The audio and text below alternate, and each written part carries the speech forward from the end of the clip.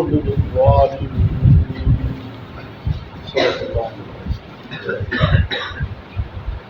یا ایھا الذین آمنوا، اے ایمان والو، انفقوا مما رزقناکم، خرچ کرو اس میں سے جو ہم نے تم کو روزی دی ہے، ہمارے دیے ہوئے رزق میں سے خرچ کرو، من قبل ان یأتی یوم، اس دن کے آنے سے پہلے پہلے، لا بیع فیہ، کہ جس میں نہ کوئی خرید و فروخت ہو سکے گی، ولا خلہ، اور نہ ہی کوئی آشنائی ہوگی دوستی، ولا شفاعہ، اور نہ ہی کوئی سفارش ہوگی، والکافرون هم الظالمون، اور کافر لوگ وہی ظالم ہیں.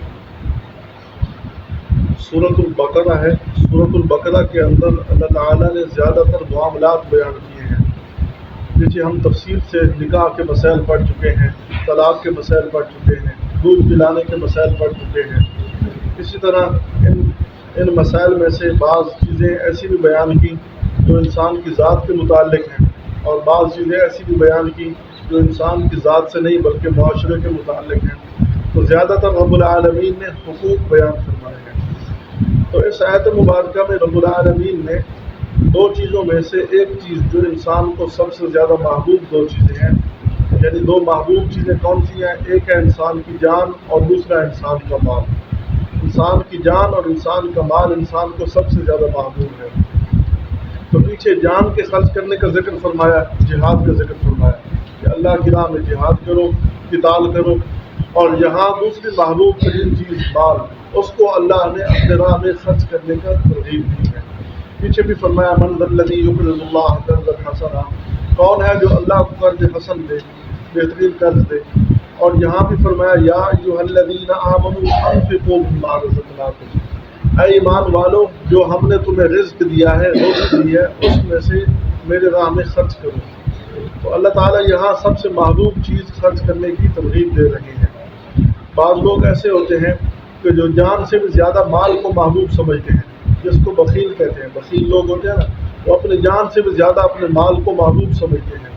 کہتے ہیں کہ میاں جان چاہیے تو وہ لے لے لیکن مال کی بات نہ کر، مال نہیں ملے گا. تو اللہ تعالیٰ اسی مال کا ذکر فرما رہے ہیں کہ انفقوا مما رزقناکم، یہ مال ہم نے تمہیں عطا کیا ہے. یہ رزق دینے والا اللہ ہے، مال دینے والا اللہ ہے.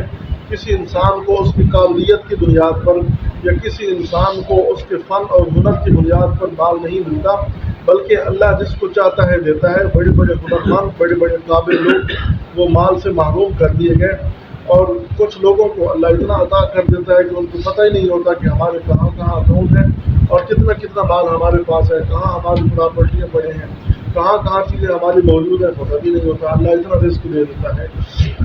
لیکن ایمان والا جو ہے وہ رزق کو اللہ تعالیٰ کی عطا سمجھتا ہے. وہ کہتا ہے کہ اللہ تعالیٰ کا مجھ پر انعام ہے، اللہ تعالیٰ کا مجھ پر احسان ہے کہ اس نے مجھے رزق عطا فرمایا، اس نے مجھے یہ نعمتیں عطا فرمائی. تو یہ ایمان والا یہ سمجھتا ہے. باقی جو لوگ ہیں جن کا ایمان نہیں ہے وہ اس کو اپنا ذاتی ہنر اور ذاتی فن سمجھتے ہیں.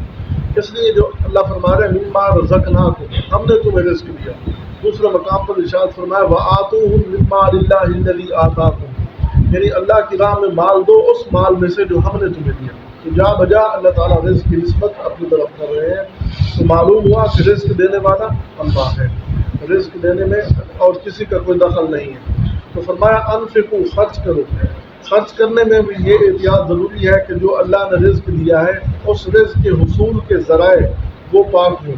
رزق جو ہم نے حاصل کیا ہے، جو مال ہمیں ملا ہے، وہ مال پاکیزہ طریقے سے ہمارے پاس آیا ہو، تاکہ چوری سے نہ آیا ہو. اسی طرح جو ہے نا یہ حرام کا مال نہ ہو، حلال کا مال ہو. اس مال میں سے اللہ کی راہ میں خرچ کرو. تو گویا کہ رزق دینے والا بھی اللہ، رزق کے اسباب پیدا کرنے والا بھی اللہ ہے. اسباب بھی پیدا کرنے والا وہی ہے، رزق دینے والا بھی وہی ہے. اسی لیے فرمایا کہ جو ہم نے تمہیں رزق دیا ہے اس سے میری راہ میں خرچ کرو. من قبل ان یأتی یوم، وہ دن آنے سے پہلے پہلے ایک دن آنے والا ہے کہ اس دن یہ رزق کے سارے اسباب اور تمہارا رزق، سارے یہ دنیا کے اندر جو تمہیں فراوانی دی ہے، دنیا کے اندر جو تمہیں اسباب فراہم کیے ہیں، یہ سب ختم ہونے والے ہیں. فرمایا لا بیع فیہ، وہ دن ایسا ہوگا کہ اس دن کوئی خرید و فروخت نہیں ہوگی. انسان اس دن کوئی نیکی نہیں خرید سکے گا، انسان اس دن کسی سے کوئی عمل نہیں لے سکے گا. اس دن بڑی سے بڑی دولت خرچ کر کے ایک نیکی تک کوئی نہیں دے گا۔ آج مفت میں نیکیاں لینے کا موقع ہے، تو فرمایا کہ وہ دن آنے والا ہے کہ اس دن کوئی بازار نہیں ہوگا کہ بازار سے کوئی نیکی مل جائے، اس دن کوئی کچھ نہیں ہوگا، ولا خلہ۔ اور فرمایا کہ وہ دن آنے والا ہے کہ جس دن کوئی آشنائی نہیں ہوگی، کوئی دوستی کام نہیں آئے گی، اس دن کوئی جو ہے نا انسان کے کوئی دوست احباب کوئی انسان کو کام نہیں دیں گے۔ تو وہ دن آنے سے پہلے پہلے فرمایا خرچ کر لو۔ ارشاد فرمایا الاخلاء یومئذ بعضهم لبعض، دنیا کے اندر جو غلط دوستیاں ہیں نا، قیامت کے دن یہ دشمنی میں تبدیل ہو جائیں گی۔ الاخلاء یومئذ بعضهم لبعض عدو، بعض کے دشمن ہو جائیں گے۔ جو غلط دوستیاں ہیں، جس دوستی کی بنیاد غلطی پر رکھی ہوئی ہے، فرمایا وہ قیامت کے دن دشمنی کی صورت میں ظاہر ہوگی۔ الا المتقین، ہاں متقی لوگوں کی دوستی، پرہیزگار لوگوں کی دوستی، فرمایا وہ دوستی قیامت کے دن کام آئے گی۔ جو پرہیزگار ہیں نا، پرہیزگار، ان کی دوستی قیامت کے دن وہ باقی رہے گی، اور وہ دوستی وہاں جو ہے نا مفید ثابت ہوگی۔ اس لیے کہتے ہیں کہ اللہ والوں سے دوستی رکھنی چاہیے، نیک لوگوں سے دوستی رکھنی چاہیے، نیک لوگوں کے ساتھ جو ہے نا تعلق رکھنا چاہیے۔ یہ تعلق قیامت کے دن کام آنے والا ہے۔ باقی جو فضول دوستی ہیں، یہ دوستیاں قیامت کے دن دشمنی میں بدل جائیں گی، ایک دوسرے کے دشمن ہو جائیں گے، اور ایک دوسرے پر قیامت کے دن گواہیاں دیں گے کھڑے ہو کر۔ آج بھی لوگ غلط کام کر کے بڑے فخر سے کہتے ہیں ہم نے یہ کام کر دیا، ہم نے یہ کیا، ہم نے بڑے ہاتھ کی صفائی کی۔ لوگ چوری کر کے بڑے فخر سے کہتے ہیں کہ ہم نے جو ہے ایسے طریقے سے مار لیا کہ پتہ بھی نہیں چلا، ڈاکہ ڈال کر لوگ فخر سے کہتے ہیں۔ اسی طرح فرمایا اپنے دوست احباب کے سامنے بیٹھ کر اپنے گناہوں کا ذکر کرتے ہیں، تو قیامت کے دن یہ جو دوستی ہے نا، یہ دشمنی میں بدل جائیں گی، الٹا گواہ بن جائیں گے۔ اس لیے فرمایا الاخلاء یومئذ بعضهم لبعض عدو، قیامت کے دن بعض کے دشمن ہو جائیں گے۔ الا المتقین، ہاں جو نیک لوگوں سے دوستی ہوگی، نیک لوگوں سے تعلق ہوگا، پرہیزگاری کی بنیاد پر جس دوستی کی بنیاد ہوگی، فرمایا وہ قیامت کے دن کام آئے گی۔ فرمایا ولا شفاعہ، اور قیامت کے دن کوئی سفارش نہیں چلے گی، کوئی کسی کی سفارش نہیں کرے گا۔ سفارش کے لیے اللہ نے شرط لگا دی، الا من اذن له الرحمن، جس کے لیے رحمان اجازت دیں گے، فرمایا اسی کے لیے سفارش ہوگی۔ جس کے لیے اللہ اجازت دیں گے سفارش کرنے کے لیے، اسی کے لیے سفارش کی جائے گی۔ ہر بندہ ہر کسی کی سفارش نہیں کر سکے گا۔ تو گویا کہ اللہ نے فرمایا کہ وہ دن آنے والا ہے، اس دن سے پہلے پہلے اپنا مال خرچ کر لو۔ جس دن نہ کوئی بازار ہوگا کہ کوئی نیکی خرید لو، آج نیکی مفت مل رہی ہے، ولا خلہ، اور فرمایا اس دن کوئی جو ہے نا اب دوستی نہیں ہوگی، آج نیک لوگوں سے دوستی لگا لو۔ نیک لوگوں کی دوستی جو ہے نا یہ قیامت کے دن کام دے گی۔ ولا شفاء، اور فرمایا دنیا میں رہ کر انسان سفارش کی بنیاد پر بڑے سے بڑے مجرموں کو چھڑا لیتا ہے، سفارش کی بنیاد پر جو ہے نا بڑے بڑے کام کروا لیتا ہے، لیکن فرمایا وہاں کوئی سفارش بھی نہیں ہوگی۔ سفارش صرف اللہ جس کی اجازت دیں گے اسی کی ہوگی۔ تو فرمایا اس دن کے آنے سے پہلے پہلے مال خرچ کر لو۔ تو یہاں خرچ کرنا واجب جو ہے وہ مراد ہے، اپنے اہل و عیال پر خرچ کرنا، اسی طرح عشر میں خرچ کرنا، زکوٰۃ خرچ کرنا، جو اللہ نے واجب جو ہے نا بتلایا ہے وہ خرچ کرنا۔ اور اسی کے ضمن میں وہ بھی آ گیا کہ واجب کے علاوہ جو آدمی خرچ کرتا ہے، صدقات خیرات کرتا ہے، یہ بھی اسی کے ضمن میں آ گیا۔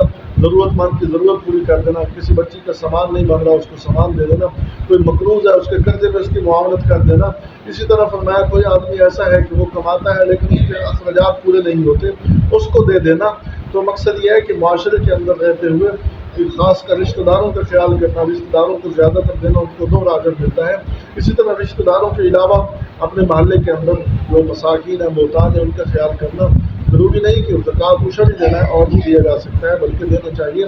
قیامت کے دن یہ ضرور پوچھا جائے گا کہ تم تو بڑے جو ہے نا آرام سے سو رہے تھے اور تمہارے پڑوسی وہ بھوکے مر رہے تھے۔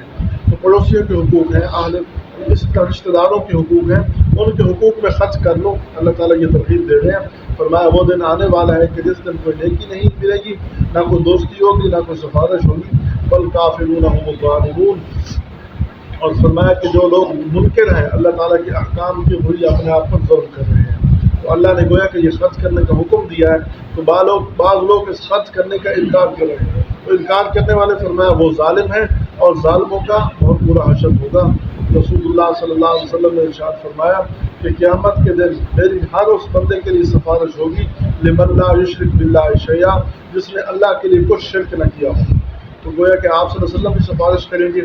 اور فرمایا کہ جو لوگ منکر ہیں اللہ تبارک و تعالیٰ کی یعنی احکام کے، فرمایا وہ لوگ ظالم ہیں، اور ظالم ان الشرک لظلم عظیم، فرمایا کہ شرک کرنے والے ظالم ہیں۔ اسی طرح اللہ کے احکام کا انکار کرنے والے وہ ظالم ہیں، تو گویا کہ جو اللہ نے حکم دیا خرچ کرنے کا، اس کا انکار کرنا یہ ظلم میں ہے، اور ظالم کو بہت سخت سزا دی جائے گی۔